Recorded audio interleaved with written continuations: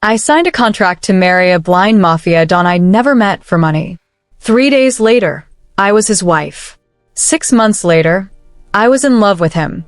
1 year later, he could finally see me, but what he saw almost destroyed us both. This story is 100% fiction. All elements are imaginary. Coincidences with reality are accidental. 18 plus. Entertainment only. What if falling in love meant signing your own death warrant? What if the man who saved you was also the most dangerous man you'd ever meet? My name is Elena Rivera, and 48 hours ago, I was just another broke nursing graduate trying to survive in New York City. Before I tell you about Marco Santoro, the blind Don who would change everything, I have a mission of getting to 1,000 subscribers, and we can only get there if you click on the subscribe button. Thank you.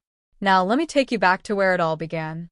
The iron gates of the Santoro estate groaned open like the mouth of some ancient beast. I stood there, my worn nursing bag clutched against my chest, watching as my Uber disappeared down the tree-lined drive. Behind me, the mansion rose, all Gothic stone and towering spires that seemed to pierce the gray New York sky. 4 months since graduation. 23 rejected job applications. Eviction notice taped to my studio apartment door. And now this, a vague Craigslist ad that promised exceptional compensation for private medical care. Discretion mandatory. Discretion mandatory. Those 2 words should have sent me running. Instead, they were the only reason I stayed. A woman appeared in the doorway before I could knock. Mid-50s, dressed entirely in black, with eyes that had seen too much and forgotten nothing. "You're late," she said, her Italian accent sharp as broken glass. I checked my phone. I arrived 10 minutes early, actually. For the Santoro family, 10 minutes early is late. Come. The interior was a study in contradictions. Renaissance paintings alongside modern security systems, priceless antiques next to bulletproof glass. And cameras. Cameras everywhere, their red lights blinking like predatory eyes. Men in expensive suits stood at strategic points, their jackets failing to completely hide the weapons underneath. I counted 5 before I stopped looking. "Sit," the woman commanded, gesturing to a leather chair in what appeared to be a library. "Mr. Salvatore will see you shortly." I sat, my hands trembling despite my best efforts to appear calm. The room smelled of old books, expensive cigars, and something else, gunpowder. I pushed the thought away, but it lingered like smoke. 20 minutes crawled by. I studied the books on the shelves. Dante's Inferno, Sun Tzu's Art of War, several volumes in Braille. Braille? I looked closer. The furniture was positioned with mathematical precision, the curtains drawn despite it being mid-afternoon, lighting minimal, and there, scuff marks on the walls at exactly hand height, as if someone had memorized every inch of this space through touch alone. The door opened without warning. Miss Rivera. The man who entered was perhaps 60, impeccably dressed in a 3-piece suit that probably cost more than my entire student loan debt. Silver hair, sharp eyes that assessed me like a surgeon examining a tumor. "I am Salvatore Romano, administrator of this household." He didn't offer his hand. "Pleasure, Mr. Romano. I brought my resume." "We've already investigated you." He sat behind the massive mahogany desk, opening a folder that definitely wasn't a standard resume. Elena Maria Rivera, 23 years old. Graduated from Columbia University School of Nursing with honors. Specializations in trauma and intensive care. No living relatives since your parents died in a car accident when you were 17. No boyfriend. No apparent addictions.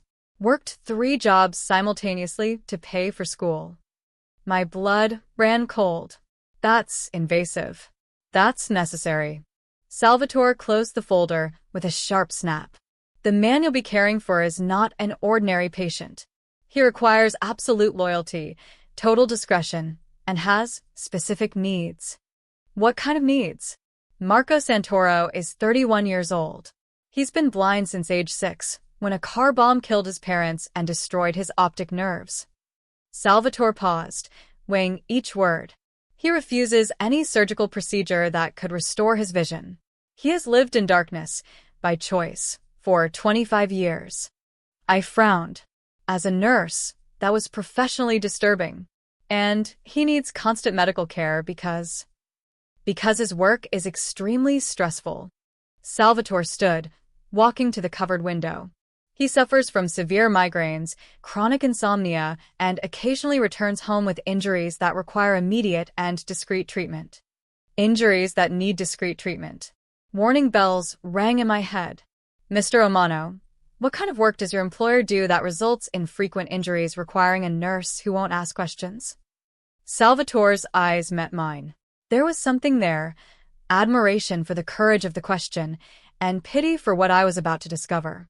Marco Santoro is the head of the Santoro family. He inherited his father's empire at 6 years old and took full control at 18. He manages business interests that aren't always resolved in conventional boardrooms. The warning bells were now sirens. You're telling me he's a very powerful businessman, Salvatore cut in, with very dangerous enemies. I should have stood up, should have walked out. But 23 rejections, an eviction notice, and an empty bank account were heavy chains. What's the salary? Salvatore smiled.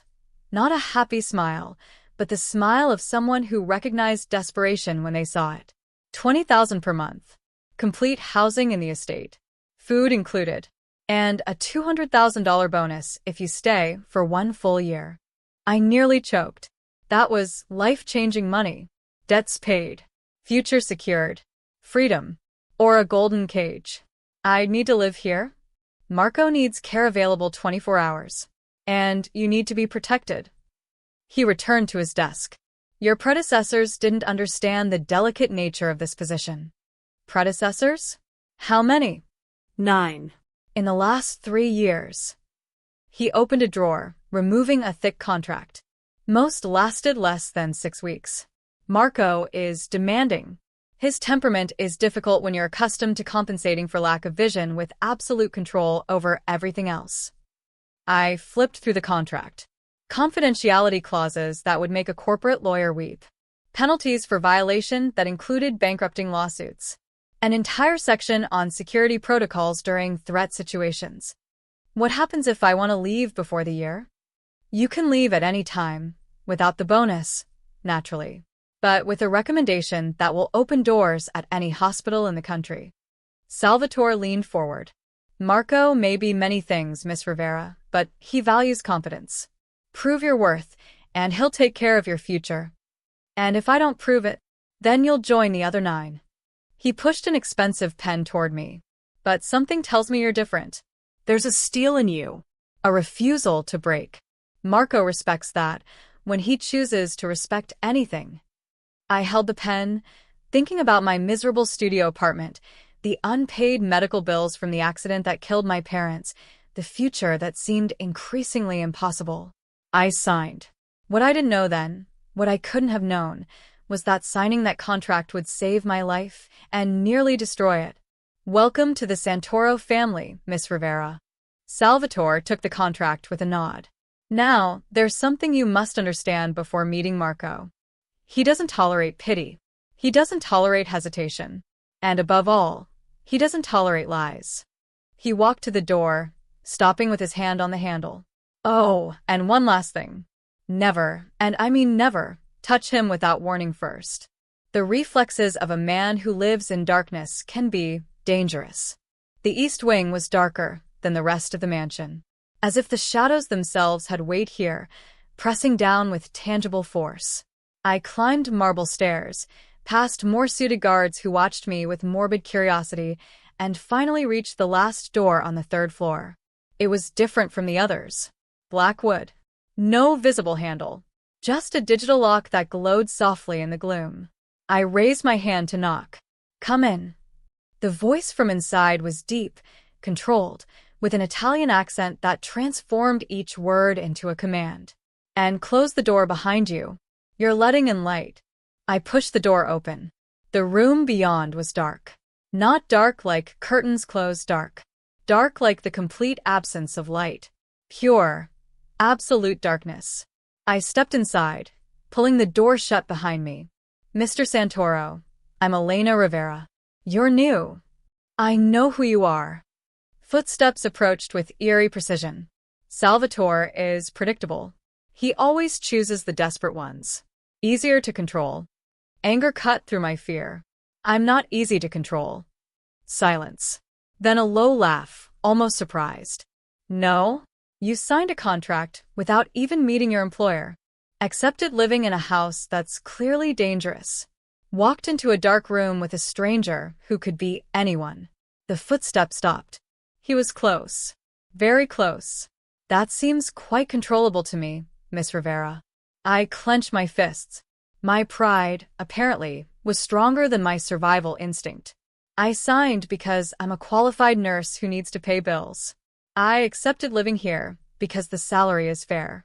And I entered this room because it's my job. I took a step forward even though I couldn't see anything. But don't confuse necessity with weakness, Mr. Santoro. I don't break easily. Another silence. Longer. Heavier. Then click. Dim lights turned on, just bright enough to reveal shapes and shadows. And I finally saw my employer. Marco Santoro was devastatingly handsome in a dangerous way. Black hair that fell perfectly despite obvious disarray. Sharp jawline that could cut glass. Lips that seemed carved from marble. He wore dark sunglasses even in the dim light, a charcoal suit that hugged a clearly trained body, and an intricate tattoo that climbed up his neck. Symbols I didn't recognize, but that screamed power and violence. He tilted his head, as if he could see me through the glasses. You're afraid. I am, I admitted. But I also have debts. So here I am. A ghost of a smile touched his lips. Honesty. How refreshing. Marco walked to a leather chair with the grace of a predator, sitting with perfect precision. Here are your duties. You'll ensure I take my medications at the correct times. You'll treat any injuries I return with, no questions asked. You'll wake me when I have nightmares, and I have them frequently. And you'll remain available every night in case I need assistance. The way he said assistance made my stomach turn. Medical assistance, I clarified. Naturally. He crossed his legs. What else could I mean? I wasn't sure if it was sarcasm or a test. I read in the contract about security protocols. What kind of threats should I be prepared for? People who want to kill me, Marco said casually, as if discussing the weather. Rival families who see my blindness as weakness. Internal traitors who think they can take what's mine. He removed his sunglasses, and I gasped.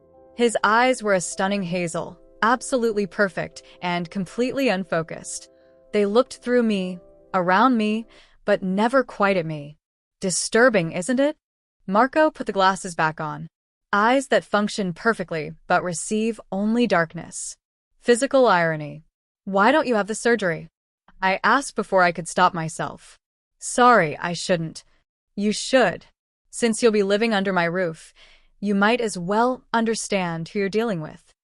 Marco stood, walking to a window he clearly couldn't see. I was 6 when the car bomb exploded. My parents died instantly. I survived, but the blast damaged my optic nerves. Doctors said there was a 60% chance surgery could restore my vision. He turned toward me. 60% chance of seeing the world that murdered my parents. 60% chance of witnessing the violence I perpetrate every day. Of seeing the faces of men I've ordered killed. Of watching the fear in the eyes of those who betray me. His voice was ice. I prefer the darkness, Miss Rivera. It's honest. It doesn't pretend to be something it's not. I had no answer for that. You're free for the rest of the day. Salvatore will show you your quarters. Tomorrow at 6 a.m., you begin. He paused. And Miss Rivera? Yes. If you try to treat me like an invalid, like someone who needs pity, I'll fire you immediately. His fingers drummed on the armchair. I'm blind. I'm not broken. There's a crucial difference. I nodded, then realized too late he couldn't see the gesture. I understand. We'll see. I thought I'd seen the worst of the Santoro world in that first meeting. I was wrong. Dead wrong. The Santoro family dining room looked like something from The Godfather. Long mahogany table, crystal chandeliers, and enough testosterone to choke on. I counted 14 men in expensive suits. 3 elegantly dressed women who looked like they could kill you with their jewelry. And at the head of it all, an elderly man whose eyes could freeze hell itself. Marco's grandfather, Domenico Santoro. "Sit beside me," Marco murmured, pulling out the chair to his right with practiced precision. I sat, acutely aware of every gaze dissecting me. "So, this is the new nurse." Domenico spoke, his English heavy with Italian accent. Pretty little thing. "How long before she runs like the others?" "She won't run, no," Marco said, his voice steel wrapped in silk. "They all run eventually, Nipote." A younger man, mid-30s, expensive watch, cruel smile, leaned forward. "I give her 3 weeks. What's your bet, Luca?" The man across from him, Marco's uncle apparently, shrugged. "She is fire. I saw how she looked at our guards. Maybe 6 weeks." "Gentlemen," Marco's hand moved to the table, fingers drumming once. "Perhaps we should ask Miss Rivera herself." All eyes turned to me. I met Domenico's stare. "I don't run from difficult situations, Mr. Santoro." I walk toward them. It's what nurses do. A flash of something, approval, crossed the old man's face. Brave words. "Let's see if." The dining room door burst open. 2 guards dragged in a man who was bleeding from his shoulder, leaving a trail of crimson on the marble floor. My medical instincts kicked in immediately. Gunshot wound. Fresh, arterial bleeding. I started to rise. Marco's hand caught my wrist, gentle but immovable. "Sit. He's bleeding out. He's a traitor." Marco's voice was ice. "Let him bleed." I watched in horror as they threw the man to the floor. He gasped, pleading in Italian, words I didn't understand but whose meaning was unmistakable. "Please. Mercy. Family." Domenico stood, walking slowly to the bleeding man. He spoke in Italian, words harsh and final. Then he nodded to one of the guards. A single gunshot. I flinched, but didn't look away. The family watched me, waiting for me to scream, to run, to break. I gripped my napkin under the table and kept my face neutral. Interesting. Domenico returned to his seat. She didn't run. Didn't even cry. Perhaps Marco has finally found someone with a spine. Marco's grip on my wrist loosened slightly. "I told you she's different." The body was dragged out. Staff appeared to clean the floor as if nothing had happened. Dinner was served. I couldn't eat, but I stayed. After what felt like hours, Marco stood. "Excuse us. I need to speak with Miss Rivera privately." We left through a side door. Marco led me to a balcony overlooking the Manhattan skyline, his steps sure despite the darkness around us. "You did well," he said quietly. "A man just died in front of me. A man who sold information that got 4 of my people killed last week." Marco turned toward me. "I know you have a conscience, Elena. But in my world, mercy is often cruelty to the innocent." My hands shook. "I understand the logic." Doesn't mean I have to like it. "I'm not asking you to like it. I'm asking you to survive it." Marco moved closer. "Which brings me to why I brought you out here." My heart rate spiked. "Mr. Santoro." Marco. "Just Marco." He removed his sunglasses. Those unfocused eyes somehow found me in the darkness. "I have a proposition for you. If this is about the nursing position, it's about marriage." My world tilted. "What?" "I need a wife. You need security." Marco stated it like a business transaction. "My grandfather is dying. He won't admit it, but I can hear the weakness in his breathing, the tremor in his hands. He has 6 months, maybe less." "I'm sorry, but what does that have to do with?" "He won't die peacefully until I'm settled. Married, with the promise of heirs to continue the Santoro name." Marco's jaw tightened. Every week, he parades eligible daughters of allied families through this house. Women who see me as a trophy or a bank account. None of them look at me like I'm human. He took a breath. "You do. You argue with me. Challenge me. You don't treat me like I'm broken. Marco. Marry me. Contract marriage. 3 years. You'll have everything you need, money, protection, freedom to live your life. In return, you play the role of my wife in public. keep my grandfather happy in his final months. I should have said no, should have recognized the insanity of it. But something in his voice, something desperate and honest, made me hesitate. This is insane. This is survival. Mine and yours. Marco stepped closer. You heard them tonight. My family doesn't trust outsiders. But a wife. A wife is family. Untouchable. Protected. You want to marry me to protect me? I want to marry you because you're the only person in years who's treated me like a man instead of a monster or a martyr. His voice dropped. And because when you're near me, I breathe easier. The nightmares are quieter. I don't know why, but you settle something in me that's been restless since I was 6 years old. My breath caught. Marco, I barely know you. You know enough. You know I'm blind, dangerous, and living in a world that could kill you. He held out his hand. But you stayed through dinner. You didn't run when you saw what I am. That's more than anyone else has ever done. What would this marriage actually involve? Public appearances. Family dinners. You'd wear my ring. Live in this house. Let my grandfather believe we're building a life together. Marco paused. Your bedroom stays yours. I won't touch you unless you want me to. This is a partnership, not a prison. I looked at his outstretched hand. At this man who lived in darkness by choice, who carried the weight of an empire on his shoulders, who somehow saw me clearer than anyone ever had. I have conditions. Marco's lips curved. Name them. I keep my career. When this is over, you help me get into any hospital I choose. Full recommendation, no questions. Done. I want access to the medical wing I saw on the 3rd floor. For staff injuries. No more bleeding out in hallways. Agreed. And you start seeing a therapist for the nightmares and PTSD. Non-negotiable. Marco stiffened. Elena. Non-negotiable. You want me as your wife. That's my price. You take care of yourself. A long silence. Then, incredibly, Marco laughed. You drive a hard bargain, Miss Rivera. I learned from the best. I took his hand. 3 years. Partners. And you actually let me help you. Marco's fingers intertwined with mine. 3 years. Starting now. He pulled a box from his jacket. Velvet, expensive. Inside, a ring that probably cost more than my education.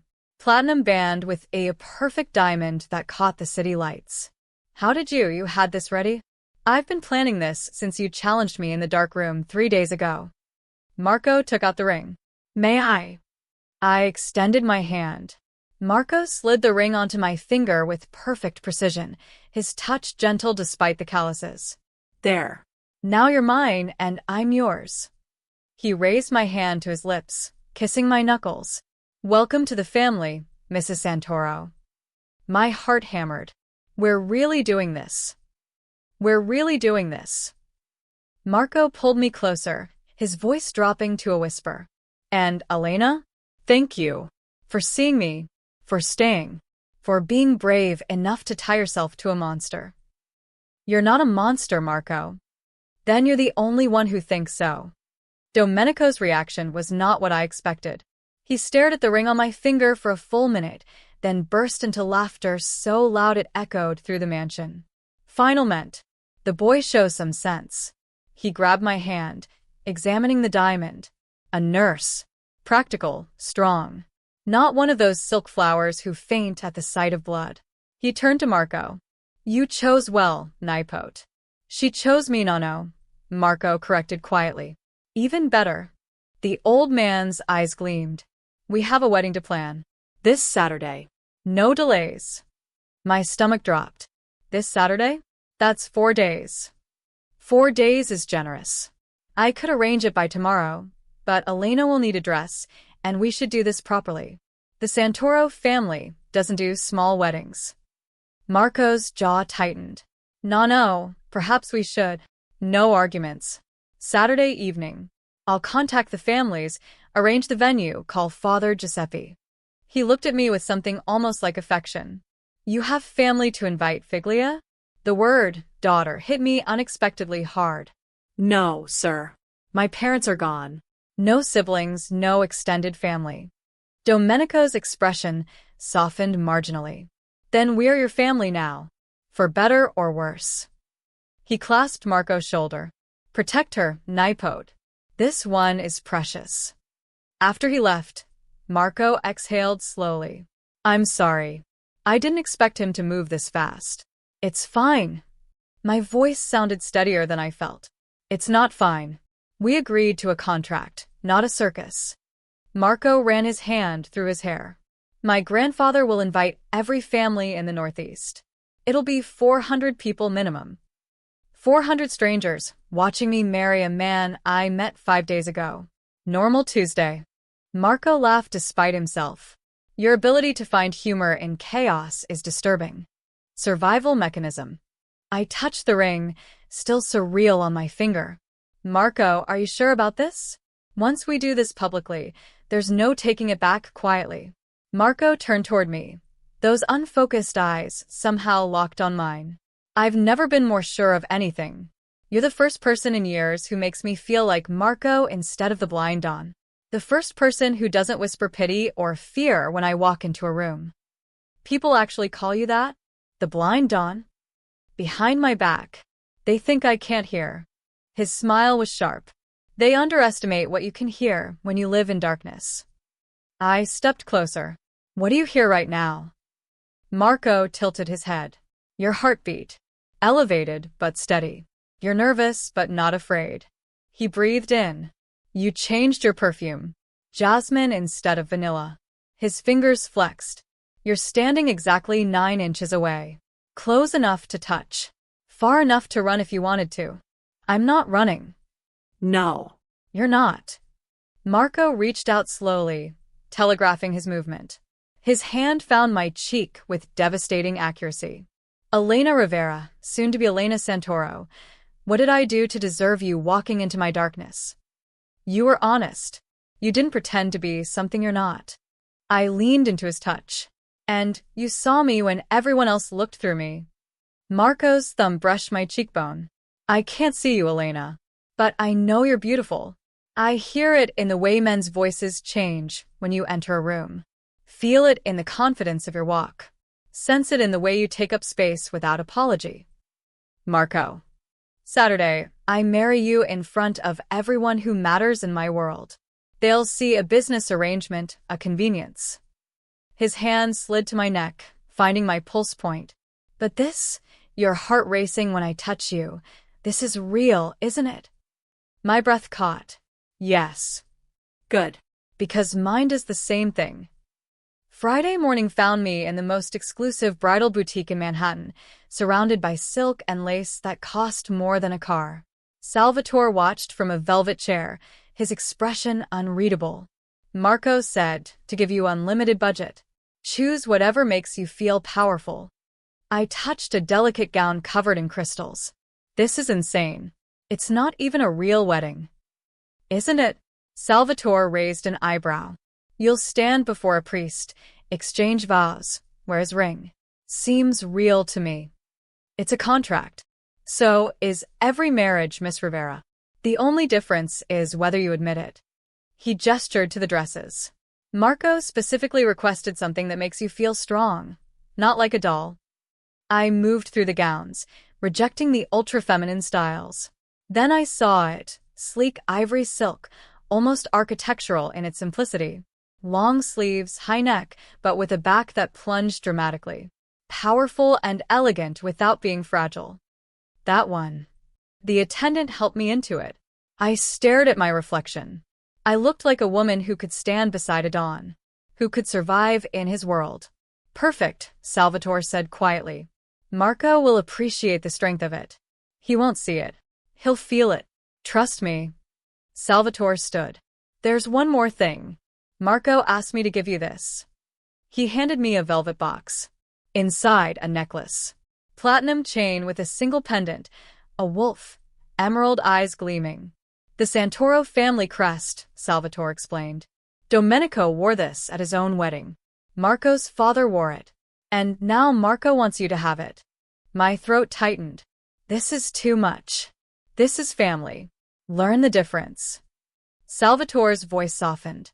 Marco doesn't let people in easily. But when he does, he protects them with everything he has. You're his now. That means something. What Salvatore didn't tell me then, what I wouldn't discover until much later, was that wearing the Santoro wolf made me a target for every enemy Marco had ever made. Saturday evening arrived with terrifying speed. I stood in a preparation room at the estate, now transformed into a wedding venue. Through the window, I could see hundreds of guests arriving. Expensive cars, designer suits, the elite of New York's underworld. A knock at the door. Marco entered, guided by Salvatore. He wore a tailored black tuxedo, silver tie, and somehow looked both elegant and deadly.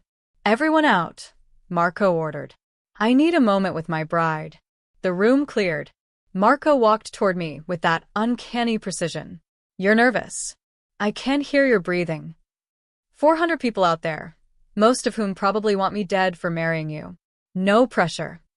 Marco reached out, finding my hand. "Listen to me. The moment you walk down that aisle, you become untouchable. My wife. Protected by every oath and code that governs my world." He squeezed my fingers. "No one will dare hurt you.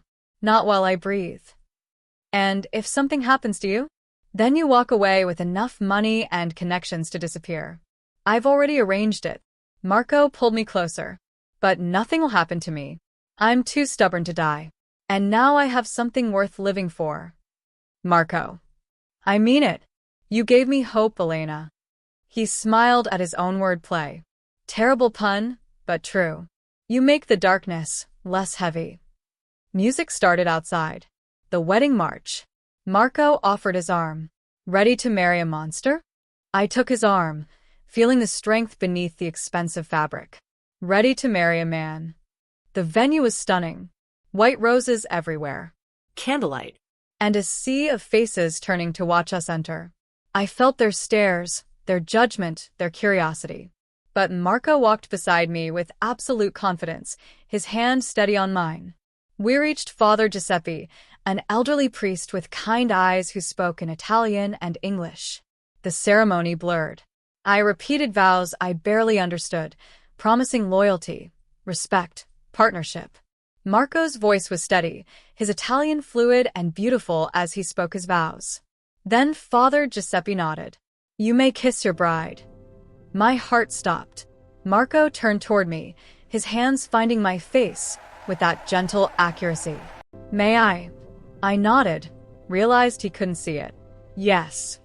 He kissed me softly, briefly, a promise more than a passion. But when his lips touched mine, I felt electricity run through my entire body. The crowd erupted in applause. Marco pulled back, whispering so only I could hear. "You're mine now, Elena Santoro.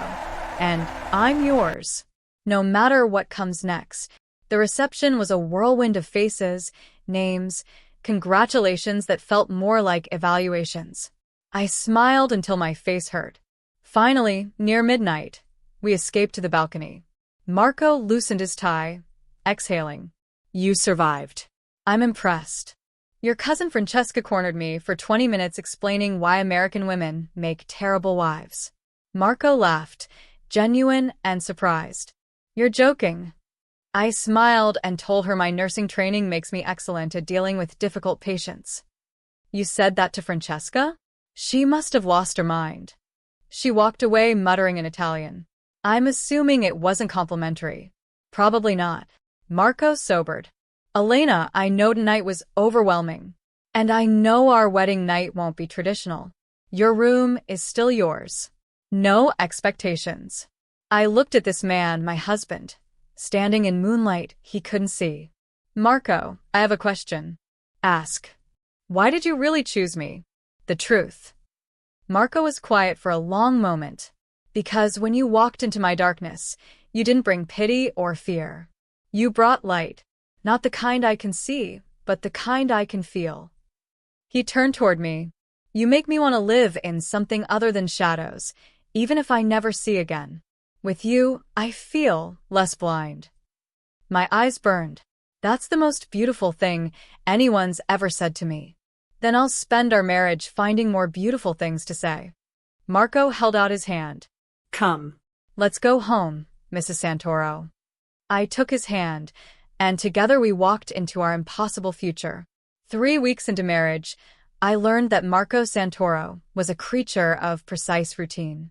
He woke at 5 a.m. exactly, trained in the private gym for 90 minutes, showered in exactly 12 minutes, breakfast at 7 o'clock, meetings from 8 to noon, lunch alone in his office, more meetings until 6 o'clock, dinner at 7:30, work until midnight, every single day. It was the routine of a man who controlled his world through predictability, who compensated for blindness with absolute structure. It was also slowly killing him. I noticed the signs: deeper circles under his eyes, tension in his shoulders that never released, headaches that came more frequently, and the nightmares. God, the nightmares. Every night around 3 a.m., I'd hear the screaming from his room.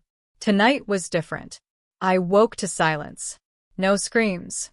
Just nothing. My instincts screamed warning. I threw on a robe and ran to Marco's room. The door was open, never a good sign. Inside, Marco sat on the floor in the dark, back against the bed, arms wrapped around his knees. Marco. No response. I turned on the dimmest light. Marco didn't move. His eyes were open behind the sunglasses, but he was somewhere else entirely. Marco, can you hear me? Nothing.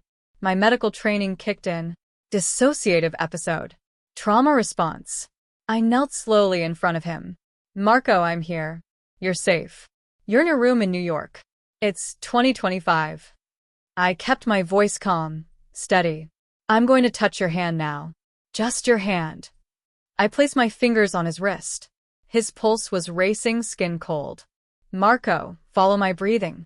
In for 4 counts. Hold for 4. Out for 4. I demonstrated, exaggerating my breaths. Slowly, microscopically, Marco's breathing shifted, matching mine. That's it.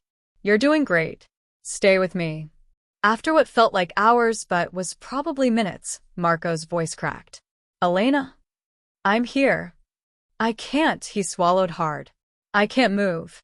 I'm back in the car. I can smell the smoke. Hear my mother screaming. I can't get out. My heart shattered. You're not in the car, Marco. You're here with me. Feel the carpet under you? That's real. My hand on yours? That's real. It feels so real.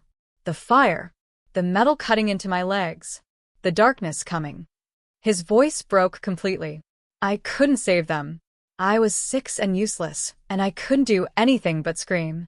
You were a child. It wasn't your fault. Everyone says that. No one means it. Marco's hands clenched into fists. My grandfather trained me to be strong because weakness killed my parents. Every lesson, every brutal test, every time he pushed me past breaking, it was all because I survived when they didn't. I made a decision. I stood, moved behind Marco, and sat down, wrapping my arms around him from behind. Marco stiffened. Elena. Shut up. I'm your wife. Let me hold you. For a moment, I thought he'd pull away. Then slowly, Marco leaned back into my embrace. His body shook as 25 years of locked-away pain finally found a crack in his armor. He didn't cry. Marco didn't know how to cry anymore, but his breathing was ragged, his hands gripping mine like a lifeline. I'm so tired, he whispered. Tired of being strong. Tired of the darkness. Tired of pretending I chose this, when really I'm just too afraid to see what I've become. Then let me be strong for you. Just for tonight. I rested my chin on his shoulder. You don't have to be the blind Don right now. You can just be Marco. We sat like that for an hour. I held him while he breathed, while he remembered, while he slowly came back to himself. Finally, Marco spoke. The therapist you made me see, Dr. Richardson. What about her? She says I have complex PTSD. That my coping mechanisms are actually avoidance behaviors. That refusing the surgery isn't about control. It's about fear. He laughed bitterly. 25 years of telling myself I chose darkness. Turns out I'm just a coward. You're not a coward. You're traumatized. There's a difference. Is there? Yes. I squeezed him gently. A coward runs from fear. You've been living in it, managing an empire, protecting your family, all while carrying wounds that would break most people. That's not cowardice, Marco. That's survival. Marco turned in my arms, those unfocused eyes finding me with eerie precision. Why are you so good to me? Because someone should be. Because you deserve kindness. I touched his face gently.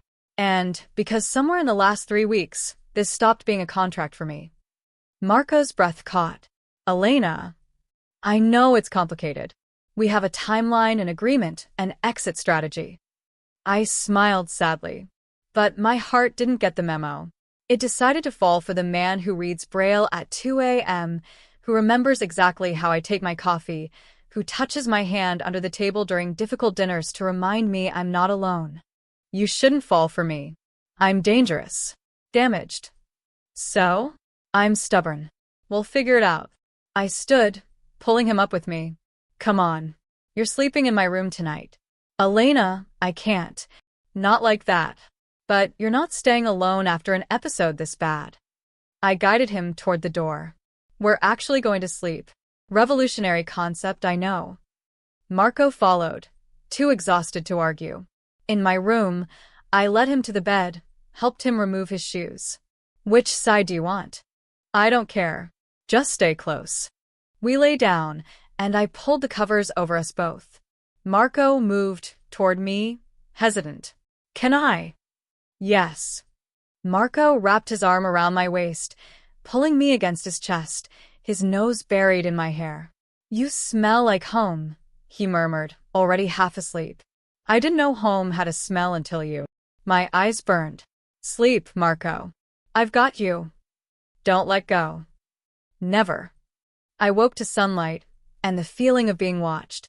Marco was awake, propped on one elbow, his hand hovering near my face like he was memorizing me through touch without actually touching. Morning, I said softly. Marco's hand dropped. I apologize for last night. That was unprofessional. Marco, you're my nurse, my contracted wife. I had no right to burden you with my breakdown. His voice was carefully controlled, walls rebuilt overnight. Back to business. I sat up. Stop it. Stop what? Pretending last night didn't happen. Pretending you don't need people. I grabbed his hand. I held you while you fell apart. And guess what? I'm still here. You didn't scare me off. You should be scared.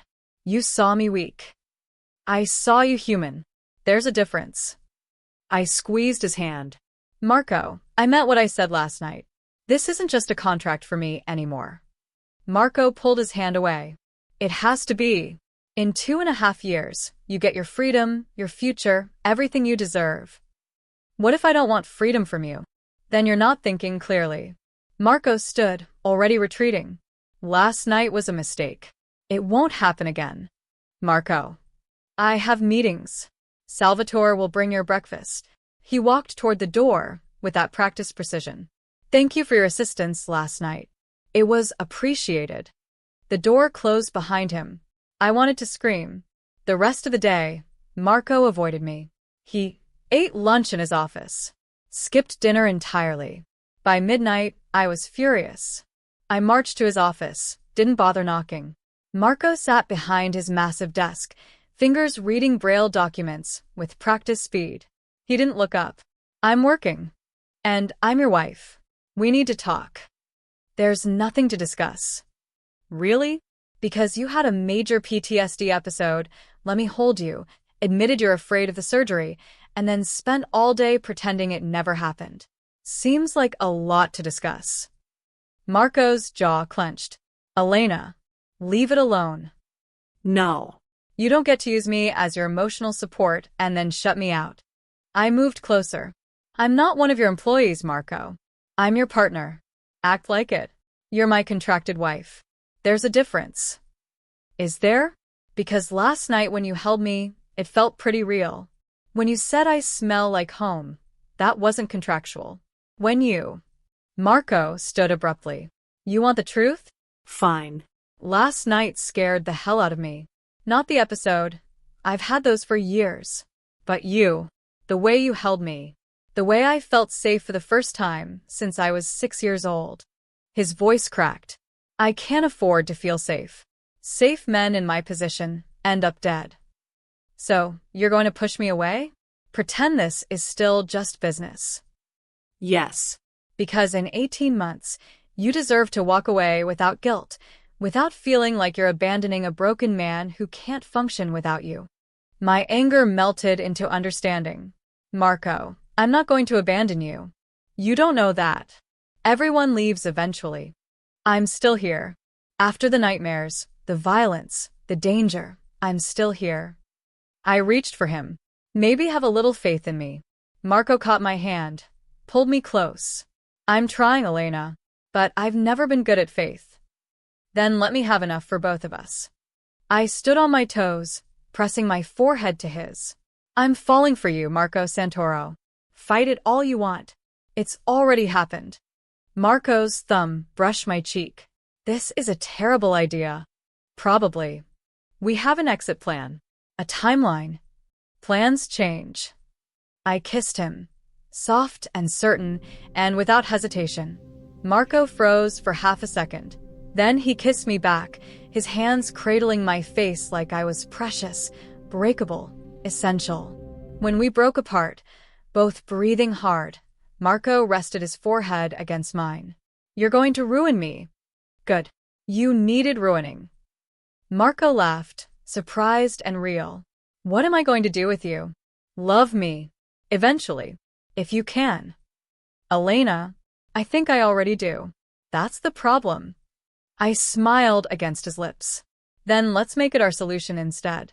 Everything changed on a Tuesday. I was in the medical wing treating a guard's knife wound when Salvatore burst through the door. It's Marco. Ambush at the warehouse. He's been shot. My world stopped. Then training kicked in. Where? Left shoulder. Through and through. But Elena, Salvatore grabbed my arm. He's asking for you. Only you. We ran to the SUV. The drive to the private clinic took 14 minutes that felt like 14 hours. Marco lay on a surgical table, blood soaking through makeshift bandages. Dr. Richardson worked quickly, but when I entered, Marco's head turned. Elena? I'm here. I took his hand, assessing the damage. Clean shot. Missed the artery. Lucky. You're going to be fine. The men who did this are being handled. Marco's voice was tight with pain. Focus on breathing. I looked at Dr. Richardson. What do you need? I need to operate. Remove fragments. Repair tissue. He needs to be under anesthesia. Marco's grip tightened on my hand. No. I stay conscious. Marco, you'll be in agony. I've been in agony for 25 years. I can handle a bullet wound. His voice was steel despite the pain. I need to stay aware. In control. I understood. Anesthesia meant darkness he didn't choose. Loss of control he couldn't afford. Then I'll talk you through it. Every second. I moved closer. Dr. Richardson, do what you need to. I'll keep him grounded. The surgery was brutal. Marco's hand crushed mine. Sweat poured down his face. But he didn't scream. Didn't break. I talked constantly about our morning routine, about the coffee he loved, about the book I'd been reading to him at night. Almost done, Dr. Richardson said. Final stitches. Marco's breathing was ragged. Elena? Right here. If something happens to me, nothing is happening to you. Listen. His hand found my face. If something happens, you walk away. Take the money. Live your life. Don't look back. Marco. Promise me. My eyes burned. I promise to consider it. That's the best you'll get. Marco laughed weakly. Stubborn woman. You married me. Best decision I ever made. 3 days later, Marco was well enough to leave. We went directly to Domenico's room. The old man looked smaller than I remembered. Fragile. But his eyes were still sharp. Nipote, come here. Marco moved to the bedside with my guidance. Domenico's hand found Marco's face, feeling the exhaustion, the pain. You were shot. I'm fine, Nano. Liar. but a brave liar. He turned toward me. And you, Figlia, you kept him alive. He kept himself alive. I just helped. No. Before you, he was already dead. Just too stubborn to lie down. Domenico coughed, the sound wet and terrible. Marco, I'm dying. We both know it. No. Hush. Listen to an old man. He squeezed Marco's hand. When your father died, I raised you hard. Cruel, even. I thought strength meant feeling nothing. Being untouchable. His voice cracked. I was wrong. Real strength is letting someone in despite the risk, like you did with Elena. Marco's throat worked. You taught me to survive. I taught you to exist. Elena taught you to live. Learn the difference. He looked at me. Take care of my boy. He pretends to be made of stone, but inside, he's still that 6-year-old who lost everything. I will. I promise. Domenico nodded, satisfied. Marco, one more thing. The surgery. The one to restore your sight. Marco stiffened. No. I'm not telling you to do it. I'm telling you that whatever you choose, you have my blessing.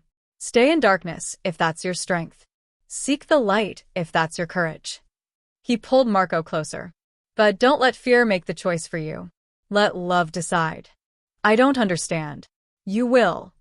Domenico died 3 days later, peacefully in his sleep. 2 months after the funeral, Marco made his decision. We were in his study.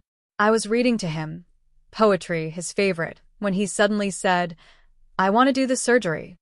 I set the book down carefully. Marco. The surgery. To restore my vision. I want to do it. Are you sure? We talked about this. The risks. I'm sure. Marco turned toward me. My grandfather was right. I've been letting fear make the choice for me. Fear of what I'll see. Fear of failing. Fear of losing the only way I know how to navigate the world. He reached for my hand. But I'm more afraid of living the rest of my life without seeing you. Without seeing the woman who saved me. My eyes burned. Marco, even if it doesn't work, then I'll still have you. That's enough. He squeezed my fingers. But Elena, what if it does work? What if I could see colors again? See faces? See you. When? Next week. Dr. Richardson says the sooner the better. Before I lose my nerve. I pulled him close. I'll be there. Every second. I'm counting on it. 7 days later, I stood in a hospital corridor, pacing. Marco had made the decision 3 weeks after Domenico's death. After the funeral. After the mourning. After finally letting himself grieve everything he'd locked away. Now, Dr. Richardson emerged from surgery, her expression unreadable. He's stable. The procedure went as well as we could hope. But we won't know if it worked until we remove the bandages in 5 days. 5 days of waiting.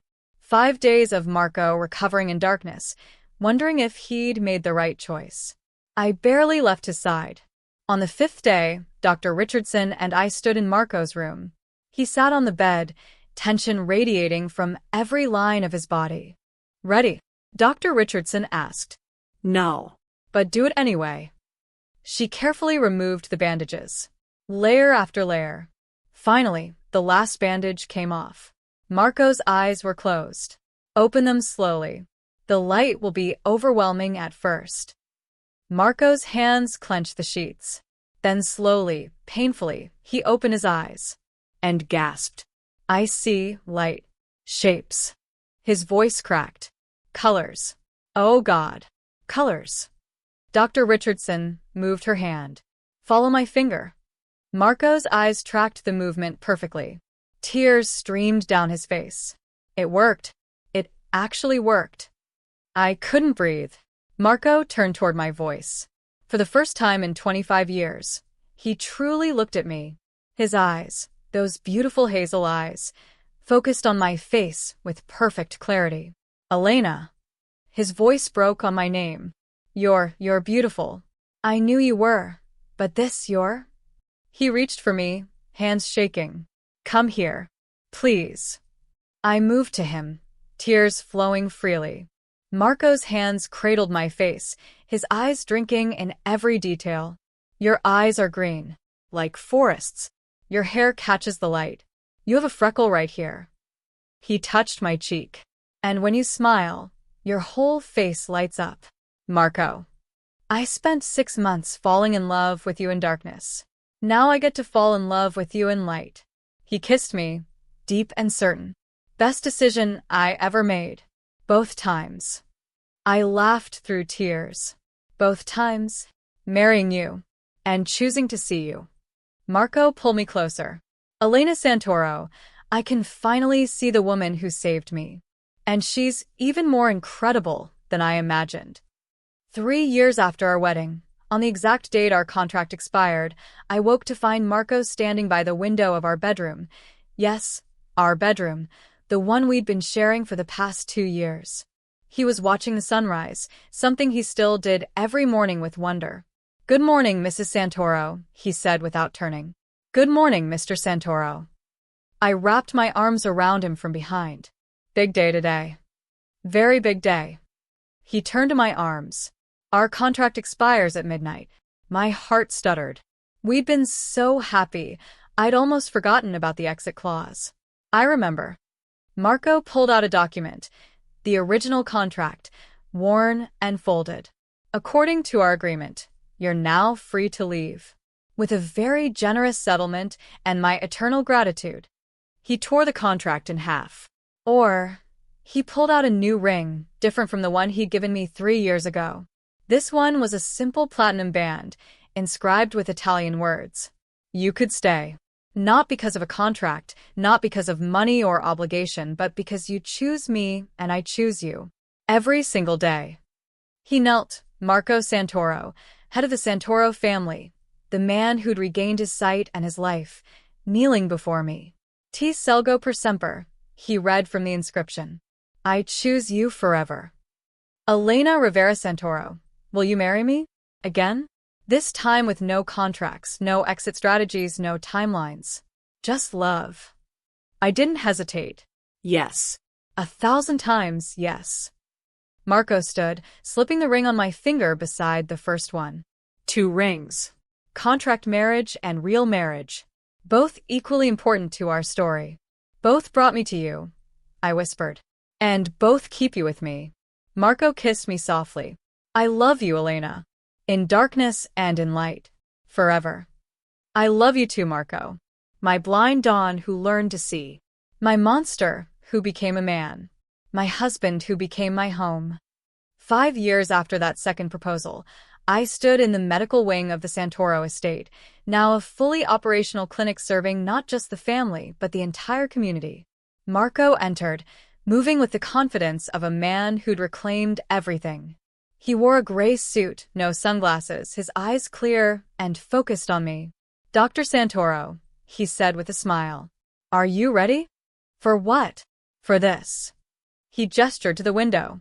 Outside, a ribbon-cutting ceremony was taking place. The Elena Rivera Santoro Memorial Clinic, named after the woman I'd been, honoring the journey I'd taken. Marco, you didn't. I did. You walked into my darkness without fear and brought light to an entire empire. Now you're bringing healing to an entire neighborhood. He pulled me close. I'm so proud of you. We did this together. No, amore. You did this. I just made sure the world got out of your way. Below, I could see the crowd gathering. Families. Children. People who would now have access to quality healthcare regardless of their ability to pay. And there, in the front row, a little girl with my eyes and Marco's smile. Our daughter, Sophia, holding her baby brother. Come on, Marco said, taking my hand. Our family is waiting. As we walked together toward our future, I thought about that terrified girl who'd signed a contract 3 years ago, who'd walked into darkness, seeking only survival. I'd found so much more. I'd found love in the shadows, partnership in the dangerous, home in the arms of a man the world called a monster, but who was, to me, simply everything. Marco Santoro had spent 25 years in chosen darkness. Elena Rivera had walked into that darkness without fear. And together, we'd found the light. And that's where Elena and Marco's story ends, or perhaps where it truly begins. If you fell in love with this story, please hit that like button and subscribe to Mafia Romance Stories for more emotional tales of love, danger, and redemption. Tell me in the comments, would you have signed the contract? What was your favorite moment? Did you cry when Marco finally saw Elena? Click the notification bell so you never miss our next story. Want more? Check out the playlist below for hours of Mafia romance content. Remember, love finds us in the most unexpected places, even in the darkness. Until next time, keep believing in second chances. This is Mafia Romance Stories, where hearts meet danger and love always wins.